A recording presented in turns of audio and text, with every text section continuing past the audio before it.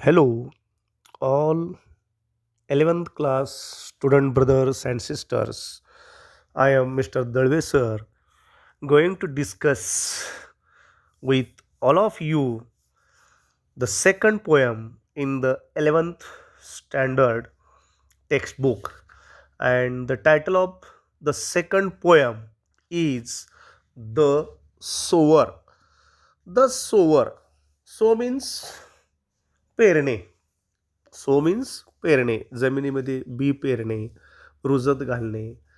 शेतकरी जसं पेरणी करतो त्याला सो म्हणतात. सोविंग म्हणजे पेरणी करणं. आणि the sower, one who sows, जे कोण पेरणी करतात, means farmer. The sower in the sense here the farmer. Let us see what is discussed in the introduction, that is the beginning of the poem.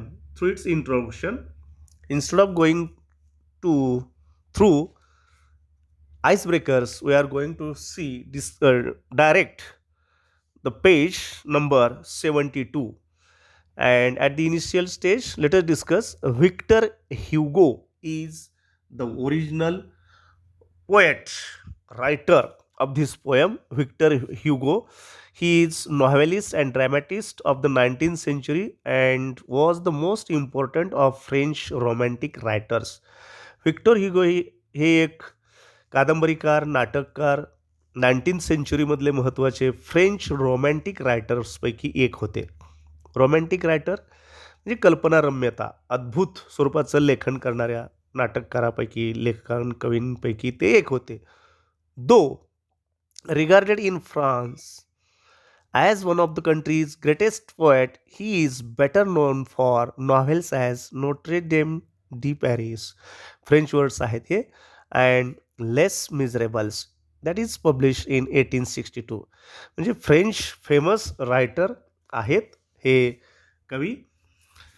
तर त्यांनी लिहिलेली कविता, त्या कवितेचं translation आपल्या भारतीय बंगाली कवी तोरुलता दत्त यांनी त्या फ्रेंच कवितेचं इंग्लिशमध्ये ट्रान्सलेशन केलेलं आहे.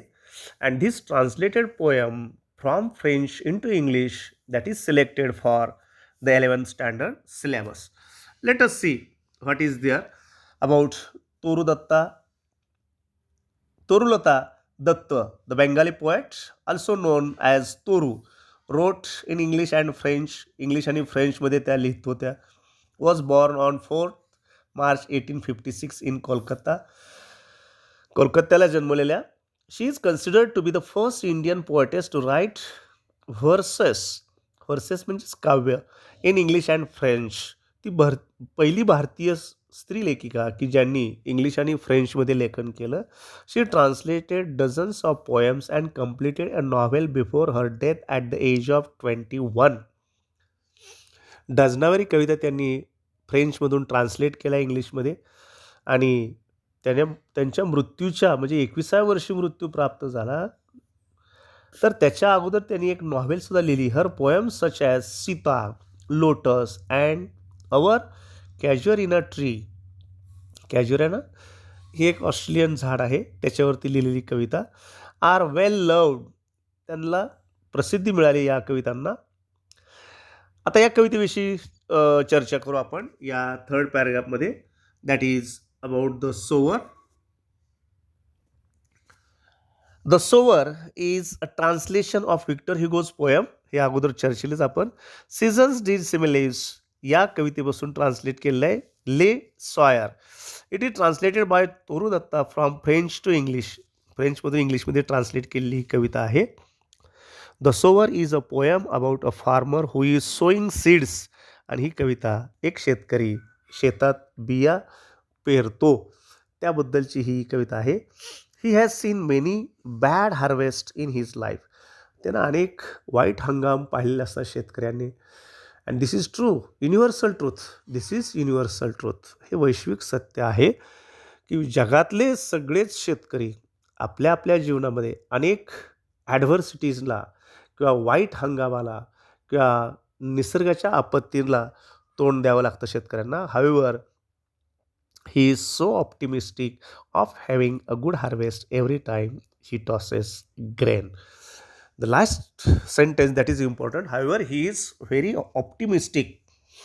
Optimistic means here having hopes about future. भविष्याबद्दल आशावादी जीवन जगणं, निराशेच्या खाईत लोटून घ्यायचं नाही स्वतःला. शेतकऱ्यांकडून हे खरंच शिकायला हवं. शेतकऱ्यांना कित्येक वर्षानुवर्षे शेतीमालाला भाव नसताना सुद्धा ते पुढील वर्षी मला जमेल, पुढील वर्षी मला उत्पादन मिळेल, पुढील वर्षी मला माझ्या शेतमालाला भाव मिळेल, या आशेवरती पूर्ण आयुष्य पूर्ण जीवन जगण्याचा प्रयत्न शेतकरी करत असतो. तर हेच या कवितेमध्ये सुद्धा नमूद केलेलं आहे कवींनी.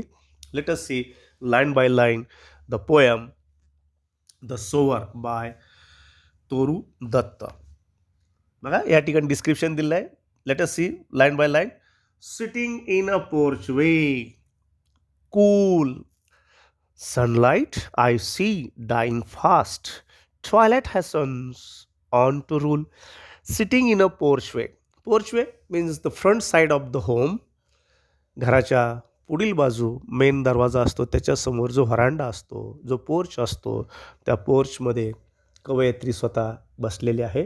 स्वतःचं वर्णन करतायत या ठिकाणी. सिटिंग इन अ पोर्चवे, पोर्चमध्ये बसूनच त्या निरीक्षण करतायत. Cool as it is evening time, it's cool time. थोडंसं सायंकाळची संध्याकाळची वेळ असल्या कारणानं शांतता आहे. शेतात असल्या कारणाने शांत आहे. कूल म्हणजे दोन्ही अर्थानं शांतताही आहे आणि वातावरण थंड पण आहे. Sunlight I see dying fast. Sitting in a porch way, cool शांतपणे कवयित्री बसलेल्या आहेत, शेतीचं निरीक्षण करतायत आणि संध्याकाळची वेळ आहे, सूर्य मावळतीला गेलेला आहे. Sunlight I see dying fast. Here sunlight I see dying fast. Here poetess observes that sun is dipping down, setting down. It's evening time, it's dusk time. Before dusk there is sunset, and at that time, at that evening time when the sun is setting down, सूर्य अस्ताला जातोय अशी वेळ आहे. Sunlight I see dying fast. Here in this line, we may see the figure of speech. I see dying fast. I see dying fast. Sunlight I see. या ठिकाणी inversion आहे. Inversion का? तर या लाईनमधले शब्द रचना आदलाबदल करून लिहिलेले आहेत, म्हणून इथं फिगर ऑफ स्पीच आहे इन्व्हर्शन. मग इथे एक्सप्लेनेशन कसं देता आपण? Inversion in this line, figure of speech is inversion. Inversion, spelling of inversion INVERSION. Inversion म्हणजे उलटा क्रम, शब्दांची अदलाबदल केली आहे. मग योग्य क्रम काय आहे? I see sunlight dying fast is the proper prose order. मग याचं एक्सप्लेनेशन कसं देणार ह्या अलंकाराचं? इन्व्हर्शन फिगर ऑफ स्पीचचे एक्सप्लेनेशन कसं देणार?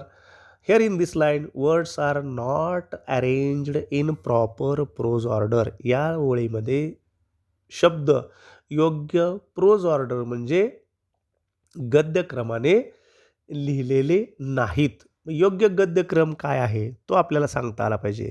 द प्रॉपर प्रोज ऑर्डर म्हणजे योग्य गद्यक्रम काय आहे? I see sunlight dying fast. मी असं कवयित्री म्हणतायत की I see sunlight dying fast. Sunlight dying fast, सूर्यप्रकाश डाईंग फास्ट म्हणजे मरणाला टेकला असं म्हणता येईल का आपल्याला या ठिकाणी? नाही. Dying fast means decreasing. Sunlight सूर्यप्रकाश decreasing because sun is setting down. सूर्य मावळतीला जात आहे, त्यामुळं डाईंग फास्ट असं म्हटलेलं आहे. खरं तर डाईंग हे लिव्हिंग थिंग करता वापरलं जातं आणि हे या ठिकाणी सनलाईट करता वापरले. या ठिकाणी पर्सनिफिकेशनसुद्धा अलंकार होऊ शकतो. I see sunlight dying fast. Dying is the quality of human being or living thing and this quality is given to sunlight. The figure of speech in this line is also personification. या ओळीमध्ये inversion आहे, personification आहे. Personification म्हणजे चेतना गुणोक्ती अलंकार. Personification कसा की dyeing fast, हे dyeing ही living थिंगचा गुण आहे, सजीवाचा गुण आहे आणि तो कुठं दिलेला आहे, कोणाला देऊ केलेला आहे या लाईनमध्ये? सनलाईटला. सनलाईट, सूर्यप्रकाश मरतो का कधी? मरत नाही. सूर्यप्रकाश कमी होतो, पण तो इथं रचना करताना कवींनी काय केलं आहे? डाईंग फास्ट म्हटलेलं आहे. This dying is the quality of living thing and this quality is given to sunlight. So the figure of speech is personification, चेतना गुणोक्ती, पर्सनिफिकेशन. आणि यस साऊंड रिपीटेड आहे एकाच ओळीमध्ये. सनलाईट अँड सी ॲलिट्रेशन सुद्धा आहे. म्हणजे एका लाईनमध्ये या ठिकाणी 3 अलंकार आढळत आहेत, लक्षात घ्या. I see sunlight dying fast. आणि मला असं जाणवतं की सनलाईट, सूर्यप्रकाश झपाट्याने कमी होतोय. Sunlight is decreasing and it is going to become a dark. It is going to fall night. Evening time, it's evening time, sunsetting time. Twilight hastens on to rule. Twilight, beautiful word. Twilight, संधी प्रकाश, means the light that we get after sunset and before total darkness, that period is called twilight. म्हणजे ट्वायलाइट म्हणजे संधी प्रकाश, सूर्यास्तानंतरची वेळ आणि काळाकुट्टा अंधार पडण्यापूर्वीची वेळ. म्हणजे अंधार पण नसतो आणि प्रकाश पण नसतो, त्याला म्हटलेलं आहे ट्वायलाइट. ट्वायलाइट म्हणजे संधी प्रकाश. या ठिकाणी लाईन कशी रचना केली आहे बघा. Twilight hastens on to rule. Twilight hastens. Hastens means here it in a hurry. In act in a hurry. घाईत ॲक्ट करतोय कोण? सनलाईट. आपलं ट्वायलाइट म्हणजे संधी प्रकाश घाईघाईने येण्याचा प्रयत्न करतोय. On to rule. On to rule means here twilight want to rule the world. आता या संधी प्रकाशाला सूर्यास्तानंतर जगावरती राज्य करायचं असतं. अशी रचना आहे या ठिकाणी. बघा किती सुंदर रचना केली आहे. After sunset there will not be total darkness, but the period between the sunset and total darkness, this period is considered as twilight. And this twilight wants to rule the world. जगावरती अधिपत्य गाजवायचं असतं. अगदी 10-15 मिनिटं का होईना, पण त्या संधी प्रकाशाला या विश्वावरती, या जगावरती राज्य करावं असं वाटतं. या ठिकाणी सुद्धा अलंकार आहे पर्सनिफिकेशन. कसा personification? Hastens. Hastens means act of hurriedness, act in a hurry, action म्हणजे घाई करणं. हॅसन म्हणजे घाई करणं. हॅसन हा ओल्ड शब्द आहे, जुना शब्द आहे, प्राचीन किंवा अँटिक ॲन्सेंट वर्ड आहे. हॅसन म्हणजेच या ठिकाणी घाई करणे. Twilight hastens on to rule. To rule is also the quality of human being and it is given to twilight. म्हणजे रूल करणं, एखाद्यावरती राज्य करणं हा मानवी गुण आहे आणि तो मानवी गुण, लिव्हिंग थिंगचा गुण ट्वायलाइटला दिलेला आहे. परत घाई करणं, hasten is the quality of human being and it is given to twilight. घाई करणं हा मानवाचा गुण आहे, सजीवाचा गुण आहे आणि तो परत ट्वायलाइटला दिला आहे. परत एकदा या ठिकाणी आणखी एक म्हणजे दोन शब्दामध्ये अलंकार आहेत. म्हणजे पर्सनिफिकेशन, चेतना गुणोक्ती. Twilight hastens on to rule. To rule म्हणजे राज्य करणं. राज्य करणं हा लिव्हिंग थिंगचा कॅरेक्टर आहे, गुण आहे, तो ट्वायलाइटला दिला आहे. ट्वायलाइटला वाटतं की ह्या जगावरती राज्य करावं, जगावरती राज्य करण्याची इच्छा बाळगणं हे ट्वायलाइटला किंवा संधी प्रकाशाला वाटतं. So the figure of speech is personification. Working hours have well nigh fast. Working hours have well nigh pass. Well nigh pass means here near about, close, almost over. Here meaning is given.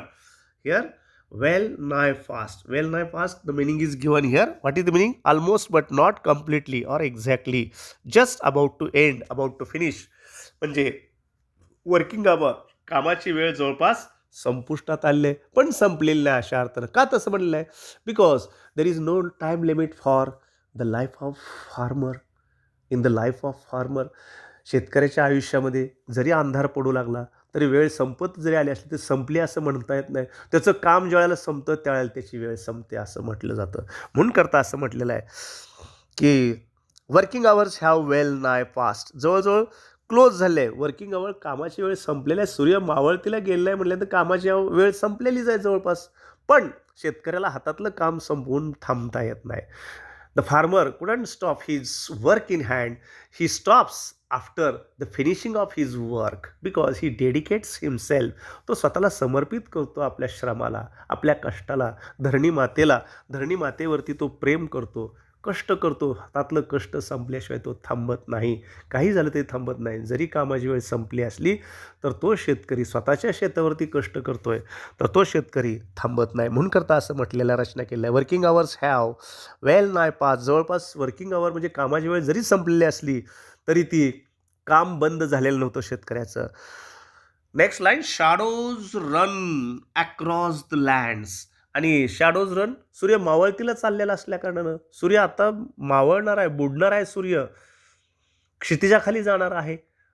The sun is going to down beyond the horizon or horizontal level, or that at that time shadows run across the land. म्हणजे सूर्य मावळतीला गेल्यानंतर, सूर्य क्षितिजावर जवळ गेल्यानंतर माणसाच्या सावल्या किंवा कुठल्याही लिव्हिंग थिंगच्या किंवा कुठल्याही ऑब्जेक्टच्या सावल्या लांबत असतात.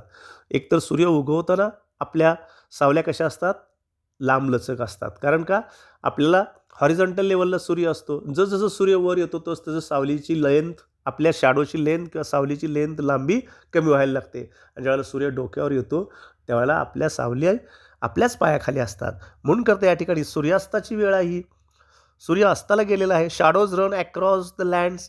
शॅडोज रन, शॅडोज रन, बघा किती सुंदर रचना आहे. शॅडोज रन, सावल्या पळतायत, अक्रॉस द लँड म्हणजे सावल्या लांबलेल्या आहेत. सूर्य मावळतीला गेल्या असल्या कारणानं, पॅरलल लेवलला असल्या कारणानं, our length of the shadow increases. That's why poet writes here, shadows run across the land.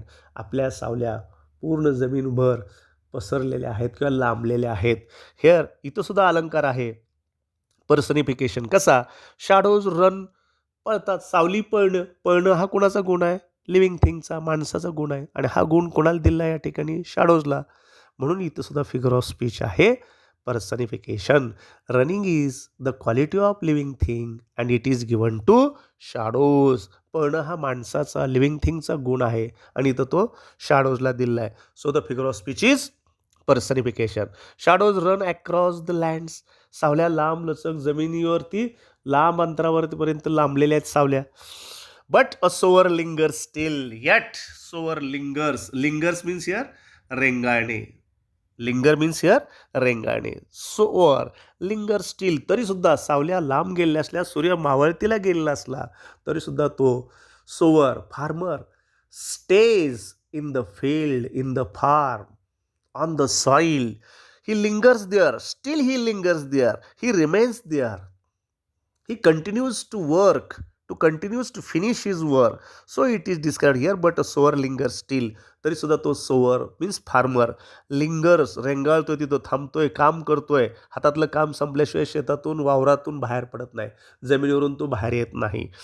Old in rags, he patient stands. Here is the description, here is the description of the farmer. Old in rag, old in rag, old means here old म्हणजे तो जरी थकलेला असला, old असला. In रॅग्स means जीर्ण झालेली कपडे असले. शेतकरी आहे तो, बिईंग फार्मर, ही never page attention towards his clothes while working. कष्ट करत असताना, शेतामध्ये वावरात कष्ट करत असताना त्याचे कपडे मळकटलेले असले, जीर्ण झालेले असले तरी त्याच्याकडे तो लक्ष देत नाही. इट शोज हिज पॉवर्टी, त्यातून त्याचं दारिद्र्य लक्षात येतं. His clothes shows his poverty, या कपड्यातून त्याचं दारिद्र्य, गरिबी लक्षात येते. He patient stand, though he is poor, though it is at the ending time of the day. He patient stands, शांत संयमाने तो स्टँड होतो, तिथं उभं राहतो, कष्ट करण्याकरता, हातातलं काम संपवण्याकरता. ही कंटिन्यूज, पेशंट म्हणजे धीराने, स्वस्थ स्वरूपात, शांत वृत्तीनं, शांत चित्तानं कष्ट करत थांबतो तिथं. Again, looking on, I feel a thrill when poetess observes the farmer. Looking on means poetess looks towards the farmer. I feel a thrill. कवयित्री त्या शेतकऱ्याकडे पाहते आणि तिला थ्रिलिंग वाटतं, excitement. Thrill means here excitement. उत्तेजित होते, प्रेरित होते, उत्साहित होते कवयित्री त्या शेतकऱ्याला पाहून.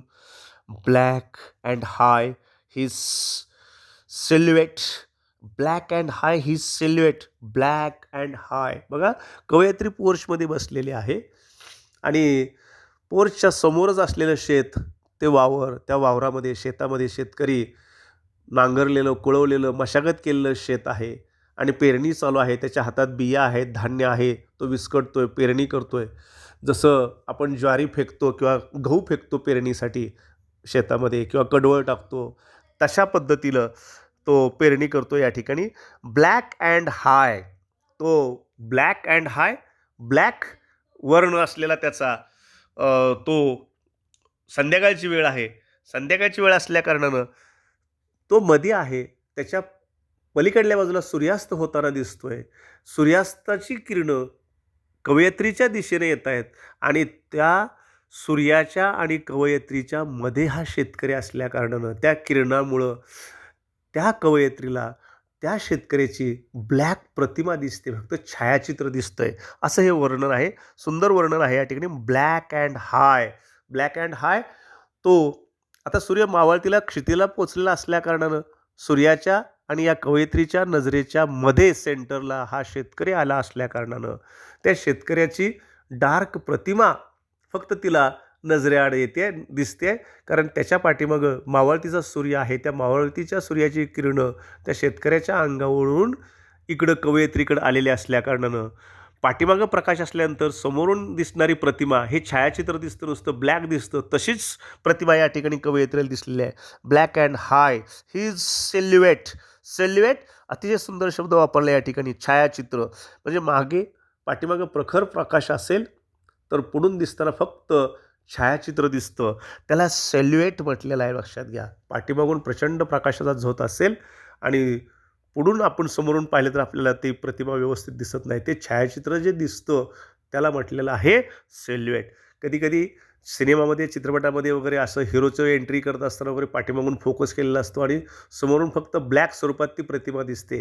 That is called silhouette. Try to understand this meaning of सेल्युएट.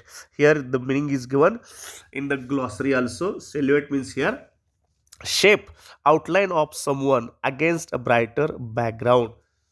प्रचंड प्रकाश झोताच्या बॅकग्राऊंडमध्ये एखादी प्रतिमा असेल, व्यक्ती असेल तर ती व्यक्ती नीटशी दिसत नाही. ते छायाचित्र दिसतं फक्त आपल्याला काळ्या स्वरूपात, ब्लॅक स्वरूपात. म्हणून करता त्याला म्हटलेलं आहे सेल्युएट. डॉमिनेट्स द फरोज डीप. आणि ही प्रतिमा, हे छायाचित्र ब्लॅक असलेलं सेल्युएट हे dominate the furrows deep. Feroz म्हणजे ते कुळवलेलं, मशागत केलेलं शेत. त्या मशागत केलेल्या शेतावरती ह्या शेतकऱ्याची प्रतिमा डॉमिनेट दिसते, डॉमिनेट करते, प्रभुत्व सिद्ध करताना दिसते. त्या शेतावरती, त्या जमिनीवरती कष्टाची सिद्धता त्या ठिकाणी दिसते. म्हणून करता एक्सप्लेनेशन आहे dominates the furrows deep. Now to sow the task is set. Now to sow the task. आणि आत्ता पेरणीला सुरुवात करण्याचं रेडी आहे. Is set means ready. Is set म्हणजे ready. Now to sow the task म्हणजे पेरणीचं कार्य सुरू करायला तो शेतकरी सेट आहे, रेडी आहे. सून शाल कम अ टाइम टू रीप. बघा again in the next line. आता हा पेरणी करतोय. पेरणी करत असताना मनात भावना काय बघा. सून शाल कम अ टाइम टू रीप.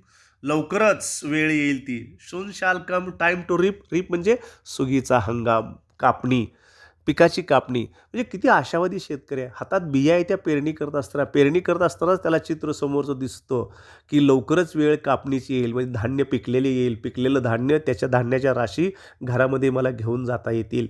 तर हा आशावादी, this indicates his optimistic view. त्याचं आशावादी असणारं जीवन, निराशावादी नाही, तो आशावादी आहे. Who is hopeful about his future, bright future, good future, wealthy future, healthy future. Soon shall, alliteration, yes sound is repeated. Soon shall come a time to reap. A time shall come to reap. इथं सुद्धा inversion figure of speech आहे. A time shall come soon to reap is the proper prose order and the figure of speech is inversion. Marches he along the plain. Marches means go forward, backward. March म्हणजे ढांगा टाकणे, चालणे. त्या शेतावरून, वावरावरून पेरणी करत असताना हातातल्या धान्याच्या बिया विस्कटण्यासाठी, पेरणीच्या बिया विस्कटतोय तो शेतावरती, मातीवरती, त्यासाठी त्याला चालावं लागतं आहे. म्हणून करता मार्चेस हा शब्द वापरला आहे. Marches he long along the plain. He marches along the plain is the proper prose order. The figure of speech is inversion. इथं सुद्धा इन्व्हर्शन फिगर ऑफ स्पीच आहे. प्रॉपर प्रोज ऑर्डर काय आहे. He marches along the plain means इथं सुद्धा explanation कसं देणार. Here in this line words are not arranged in proper prose order. The proper prose order is he marches along the plain. The figure of speech is inversion. To and fro, मागे पुढे, and स्कॅटर्स wide. Scatter म्हणजे धान्य विस्कटतोय, हातातलं धान्य पेरणी करण्याकरता जमिनीवरती फेकतोय, तो पेरणी करण्याकरता उगवून येईल ते धान्य म्हणून. स्कॅटर म्हणजे विस्कटणे, वाईड म्हणजे विस्तृत स्वरूपात. Scatters wide from his hands the precious grain, आणि त्याच्या हातामधून मौल्यवान धान्य. प्रेशियस, अतिशय मौल्यवान. प्रेशियस शब्द वापरलाय का, तर त्याच धान्यामध्ये पुढील भविष्य आहे, याचं जीवनाचं रहस्य, याचं भविष्य त्याच्यामध्ये दडलेलं आहे, म्हणून करता प्रेशियस ग्रेन म्हटलेलं आहे. Must muse I, again he says, he writes, muse I as I see him stride. Muse I, muse means here rest in thought. Here meaning is given in the glossary. Muse means here rest in thought. Rest in thought म्हणजे विचारमग्न झालेला आहे, विचार करतोय. Reflect म्हणजे प्रतिक्रिया देतोय मनातल्या मनात. Muse I see him stride. Here muse I means here I is related to poetess, कवयित्री स्वतः. Muse I means I think, poetess think here.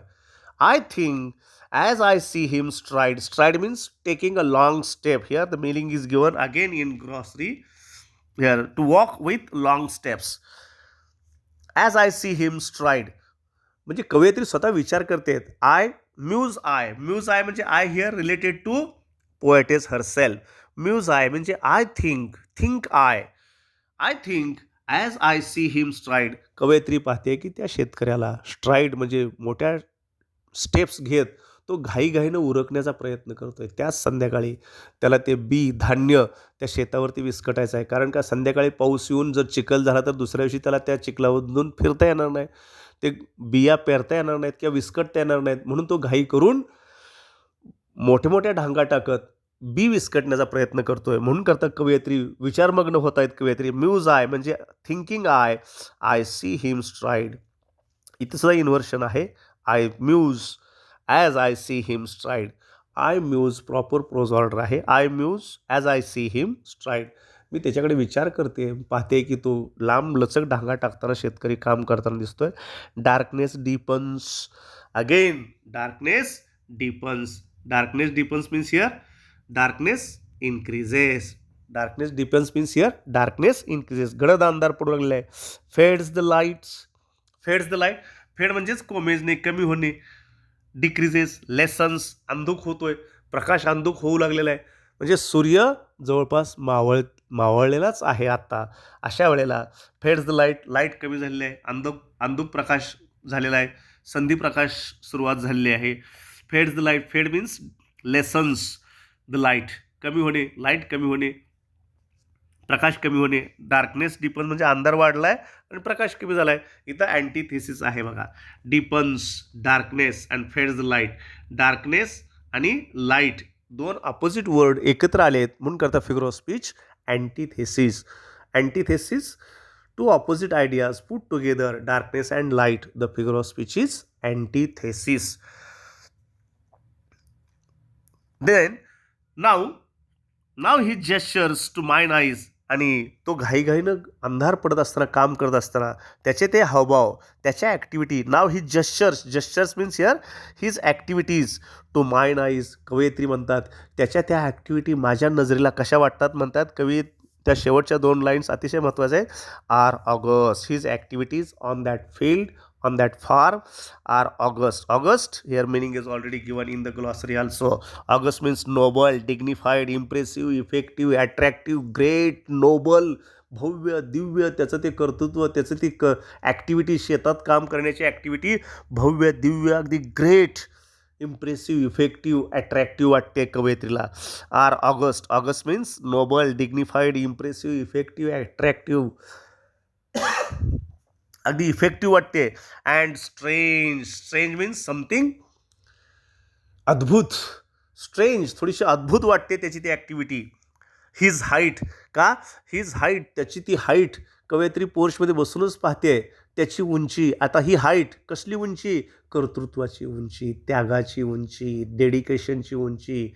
Dedication, the height of dedication. His height seems to touch the starry skies. Poet writes in the last line that his height seems to touch the starry skies. Starry skies. म्हणजे चांदण्याने भरलेल्या आकाशाला पोहोचते की काय अशी उंची वाटते त्या शेतकऱ्याची. का? त्या शेतकऱ्याची उंची म्हणजे त्याच्या कर्तृत्वाची उंची. कारण का? Here the farmer always dedicates his total life in his sincere hard work.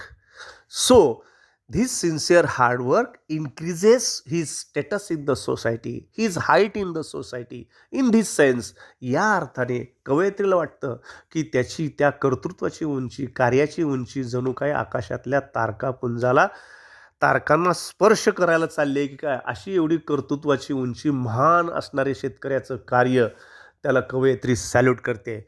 In this way, here we finish the poem, and here is the end of the poem. In case of any difficulty, you may ask me. In case of any difficult word or line, you may ask me. Okay, thank you. And you have to go through the brainstorming section independently.